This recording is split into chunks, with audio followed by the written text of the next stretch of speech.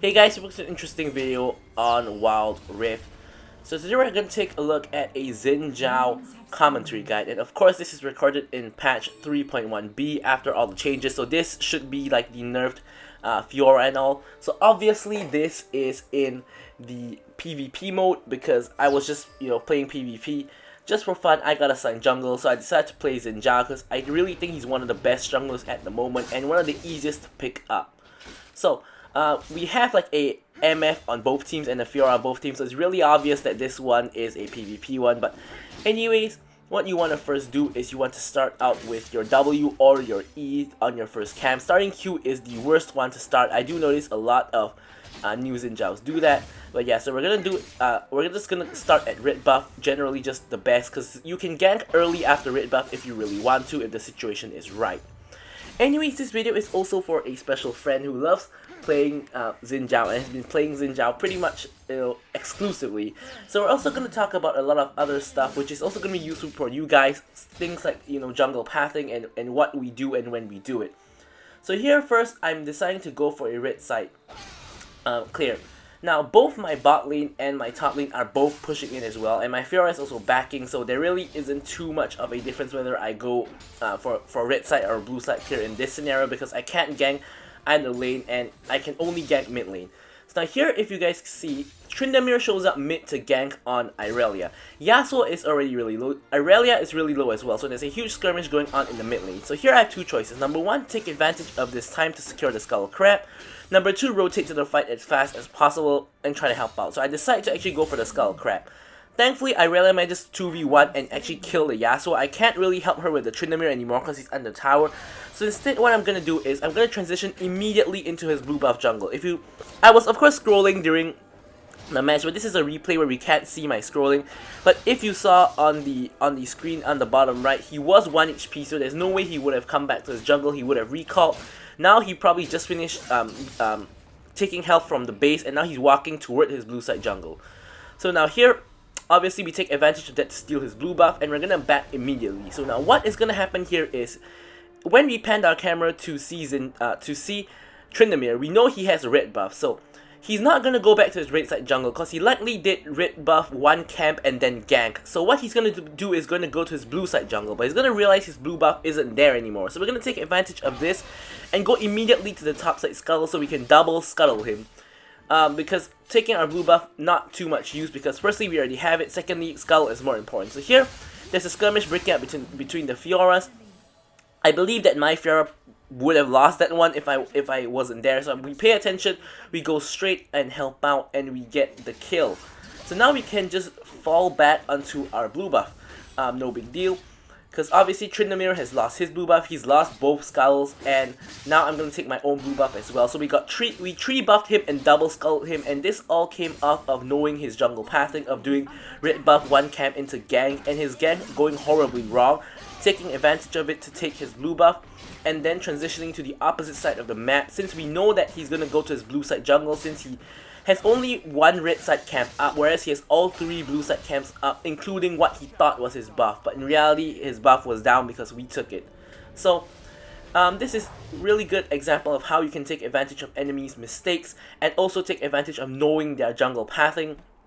So here we have of course Herald and Dragon coming up. So I'm deciding to go for Dragon here, firstly because it's Infernal, and I don't think Infernal is the most important dragon, and most people do. I actually intended to go for the Herald at first, but I wanted to take red buff before the dragon fight. So if I take red buff before the dragon fight, I can't make it up to Herald in time. But now the issue is I want to get dragon, but my misfortune just died, and Irelia is really deep in at really low HP. So pretty much I'll be alone at the dragon. So I'm not going to do anything reckless like starting the dragon. I see Irelia in trouble. She kills Yasuo, but Blitzcrank comes in. I flash over to try and save her, and actually it does work because Blitzcrank actually uses his knockup on me. If I wasn't there, he would have knocked up Irelia, and likely Irelia would have died. So I did blow my flash, but I did save my Irelia. At this point, Irelia and Fiora on my team are getting pretty fed, so those two champions are my main win condition. The bot lane isn't doing too well at the moment. We have a 1-1 Ahri and a 0-1 Miss Fortune. Whereas, you know, we have a 2-1 Fiora and a 2-0 Irelia, and Irelia has shown that she's pretty skillful in those like 1v2s and those low HP plays. So here we're going for the Dragon of Force. We see a rogue Yasuo, so Yasuo basically walking straight into us is a free kill, so we're just gonna go onto him and just easily destroy him basically. Now my team, I'm waiting for Irelia to come back to lane, so in the meantime, I'm actually going to just take the skull, and I'm just pinging to go onto the dragon. If you saw the ping just now, you would have saw that we saw Tryndamere going to the Rift Herald off the bush ward in the top lane from Fiora, so I didn't know that he was on the Herald, so I didn't want to rush to get the dragon down, because actually if he really wanted to from the Herald, if he rushed down, he would have made it in time to contest the dragon, which is why I didn't really, you know, like that too much. So now, in my opinion, the most likely scenario of what Tryndamere did after he took the Herald is either fall back to his red side or recall. He's not going to go immediately to his blue side, so yet again taking advantage of jungle tracking, we're going to actually just take his blue buff. So now, at this point in the game, we've taken both of his blue buffs and we haven't actually gotten, he hasn't gotten any. So here, Tryndamere does show up to take the blue buff. I actually managed to 1v1 him, however, I did not take into account his Undying Rage, so, you know, we kind of messed up there, but Irelia does finish off the kill, so buff transfer complete from me to Tryndamere back to Irelia, so it's all good.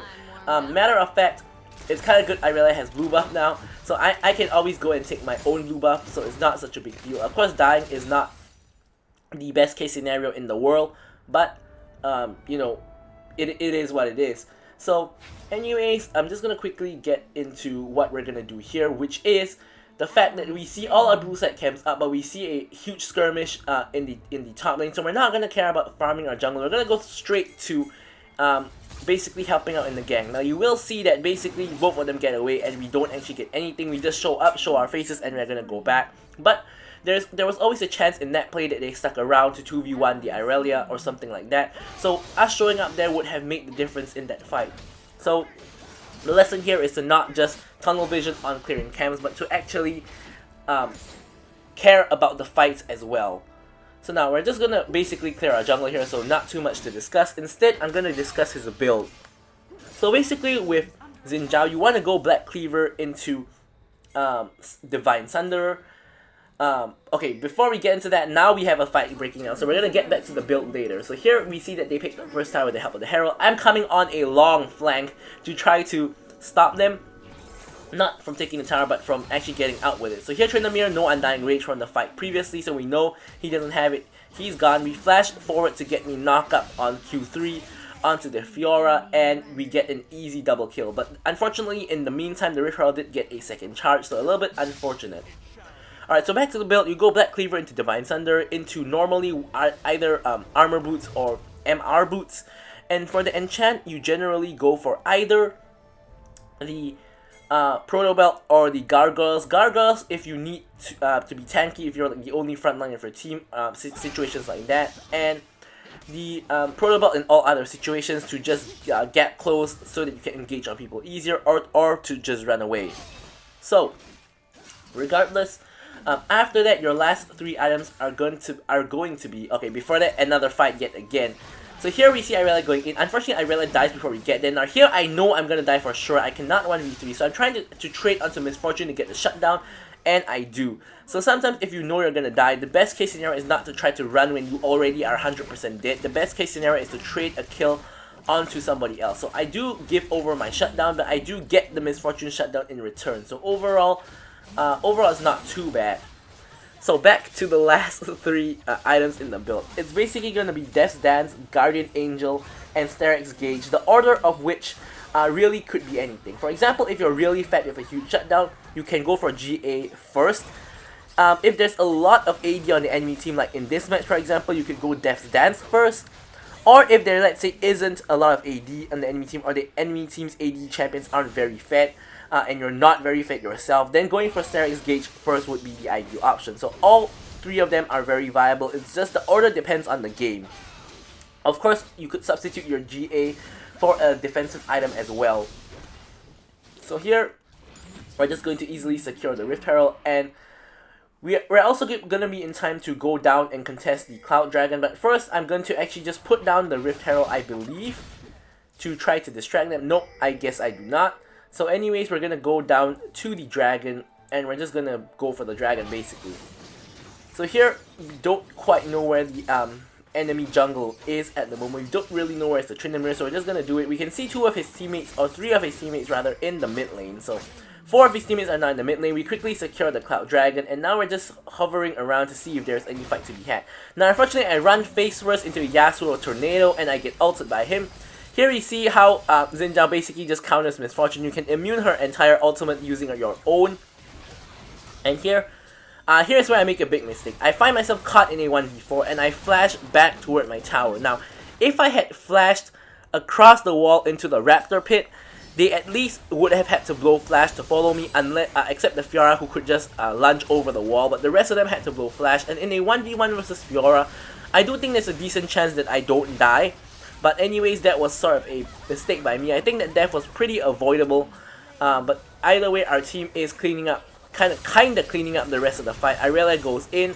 Irelia, we did a video on Irelia already. We know how strong Irelia is at the moment. Just look at, how Irelia is kind of destroying them. Now, of course, she goes back in, which is not the best idea in the world. And Yasuo shuts her down. So here, I find Tryndamere at 1 HP. Undying Rage already exhausted, so no chance of him getting out there. Here, I get tornadoed by Yasuo again and ulted by Yasuo again. So Death's Dance healing and the damage reduction really coming into play there. I smite the Yasuo for the stats. I did take red smite this game, and I'm going back to my tower on the retreat. Now I see Ahri coming in, so I was considering going back in on the Yasuo, but I decided to instead just go for my red buff. This allows me to get the healing of the Divine Sunderer and just clearing the jungle camp. I'm just gonna pop Yasuo's passive. Yasuo does have his tornadoes. I don't want to stay in that bush. I'm gonna walk out of that bush. And true enough, the tornado goes straight into that bush. So another fight is breaking out. Here, Blitzcrank gets caught.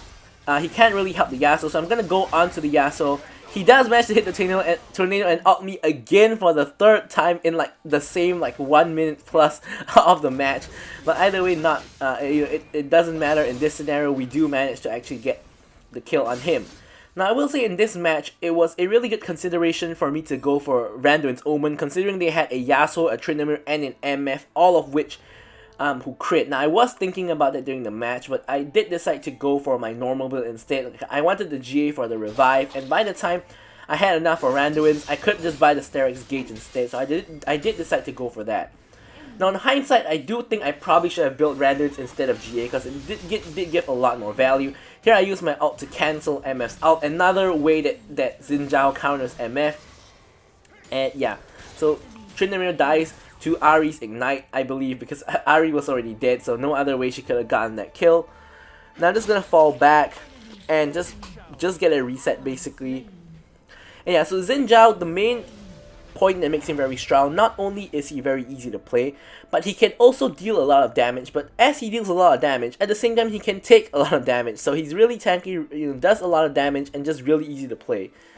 So here, nothing too much happening. So in my downtime, obviously I'm farming my jungle. Now I did have the Death's Dance. I do have the Death's Dance and the Gargoyle's Stoneplate already. So I'm gonna be relatively tanky, especially against their team who is literally full AD, except Blitzcrank is AP, but he's building tanky, so he's not going to be doing too much damage.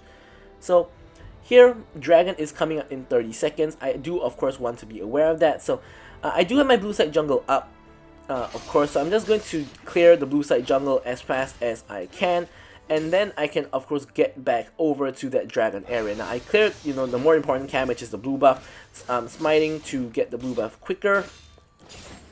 And of course, when you have 2 charges of smite, it's really good to use 1 charge for whatever purpose, be it on an enemy or a jungle camp, so you don't waste your stacks, so-called. So Tryndamere spotted in the bush by Irelia, nice find, and we're gonna have pretty much a fight kind of breaking out. Yasuo forced to flash over, Guardian does proc from Blitzcrank, nice hook by the Blitzcrank onto Ahri into Yasuo's tornado, but they do get caught by the MF ultimate more or less. Fiora gets the kill onto Yasuo. And I'm going back to go for the Tryndamere, who is the important target here because he is the jungler. Now he did have Undying Rage up in this instance, which I did think was going to be the case. But he doesn't actually pop it in time. He gets bursted a little bit too fast and doesn't manage to use his Undying Rage.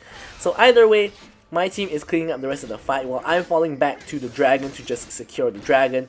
So as you guys can see, not only do we have really good ganks and jungle pathing in this game, we're also really good on the objectives. All 3 dragons so far secured for my team. We also got the second herald. Now, of course, the first herald pretty impossible to get because we had to trade the first dragon for that one. So now that we've done that, now we can just fall back to our jungle to begin our farming again.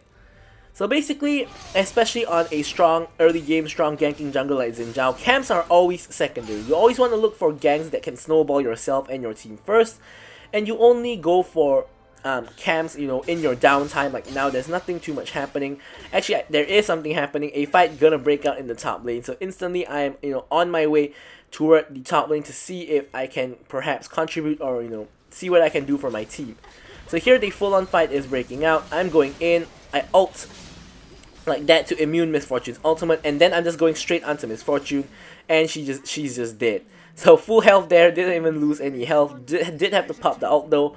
But yeah, Xin Zhao really counters Miss Fortune. So here, I'm pinging for Baron here, and because basically only Yasuo is left alive, so this is basically a free Baron. Now the issue here is that Miss Fortune isn't with us, and with the Baron, you need your ADC to be with you. You need some strong DPS, and that strong DPS is not Fiora. So we did need the Miss Fortune there, and she wasn't with us, unfortunately. So here I find myself in another 1v1 against Yasuo. Of course I get hit by the tornado because I'm melee, and it's really hard to dodge that tornado. I unfortunately died to Yasuo, and Miss Fortune fires off like 3 shots into his wind wall, and we easily could have won that 2v2 if Miss Fortune just stepped forward to attack Yasuo, because Yasuo was attacking me, so he wasn't going to be attacking the Miss Fortune. But anyways, you know, Miss Fortune's mistakes caused me to die, so yeah, so I'm gone. And in the meantime, Fiora getting the 1v1 against the Tryndamere. Tryndamere can't really 1v1 the Fiora. He gets ignited, he flashes and just dies, so really feels bad for the Tryndamere. He popped this out, he popped his flash, and he still died to the ignite. So, not really good to be the Tryndamere in this case. Alright. So now, obviously, we are down and we're out. So we're gonna get ourselves the GA, because in this match, I feel like, you know, we're going in a lot. I mean, I'm basically my team's main frontline along with Irelia and Fiora. We 3 of us are all like fighters who want to just go into the enemy team. So it's really easy for me to die, so I'm just going to get myself the GA so that I can come back to life when I need to. And then we're just going to take the blue buff. So now it looks like some shenanigans is going to break out in the top lane. So I'm going to make my way over to the top lane and see if I can help out in any way. Especially with my GA now, I can afford to play a bit more aggressive with the GA up, because I do know that I have a revive. So here, basically my whole team is in the top lane now. There isn't really anything happening, so I'm just going to farm the enemy Krugs. Now we can see that Yasuo is actually getting off a split push, so we gotta get something done because of the pressure Yasuo is putting on the map. Now we do manage to secure the second tower. Here I've spun opportunity. I Q toward the Fiora and ult the Tryndamere into my team so that we can kill him. Also, the ult kind of immunes Miss Fortune's ult. Unfortunately, Tryndamere did have quite a lot of damage and did manage to burst down our MF. So I guess you could say that was a mistake by me, because I didn't think that Tryndamere would so easily kill the MF. So here it's me and Fiora versus it's in a 3v2. Now we do pop the Yasuo's GA. Now I'm apparently stuck in a 1v3, so I'm not gonna make it out of this one. So I do try to ult to immune Miss Fortune's damage, and I try to instead focus the Yasuo. Now it becomes a 1v4, so I know I'm not getting out for sure. I'm trying to trade a kill onto the Yasuo, but unfortunately, Blitzcrank Hook does manage to allow him to pop his ultimate, which allows him to get the shield from his passive, so no trade happening there. Now this is really unfortunate because the Elder Dragon is up and alive. Now fortunately for us, Tryndamere is still dead. So both junglers are down. Obviously Tryndamere is about to respawn in a second, whereas I'm half a minute away from respawning. So my team at this point, fortunately for us, my team is more fed than their team, so we can sort of try to team fight our way out of this. If we can. Really nice stun by the Irelia, and as you guys can see, my team is sort of trying to fight their way out of this. Now Fiora is going in on Ahri, but doesn't look like she's getting the best of Ahri. Instead, it looks like she's kind of dying to the Ahri. So here, some fancy footwork by the Irelia with the resets on her Q. Boom, boom, boom. And she's trying to get out, and I do believe she manages to escape. No, I don't think so. In the meantime, I finally respawn, and there we go. She does actually manage to escape, so we managed to actually kill the Tryndamere. So now we are at an advantage because my team has a jungler while Dash doesn't have a jungler for 50 seconds. So here, obviously, the Elder Dragon is going to be the play here. Miss Fortune is on the wrong side of the map. And she was channeling recall, but she stopped the recall. So now here, I know we're not going to be able to get a free Elder Dragon, so the best case scenario is to fight first and kill the enemies, then take the Elder Dragon. But unfortunately, it's a 2v4 because Miss Fortune is still in top lane, split pushing for some reason instead of being with the team, and Irelia was a little bit late to the fight because she had to go back and get some help. Now fortunately, Irelia is so fat that she can basically clean up the fight and prevent this from being a disaster for my team, because me and Fiora ended up in a 2v4 and it didn't really go so well as you would expect based on the numbers. So now here, it's really good. Now this part we're going to talk about the really good macro by me and my team.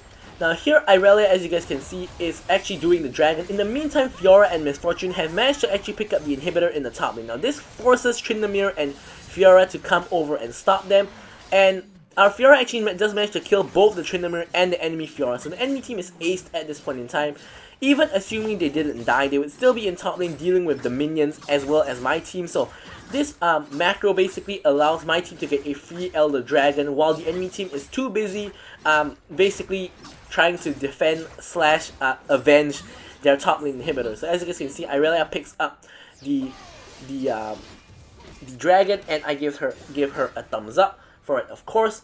And yeah, so here the next objective on the menu is the Baron. The enemy mid lane inhibitor is low, and the only other tower left on the enemy side is their bot lane inhibitor.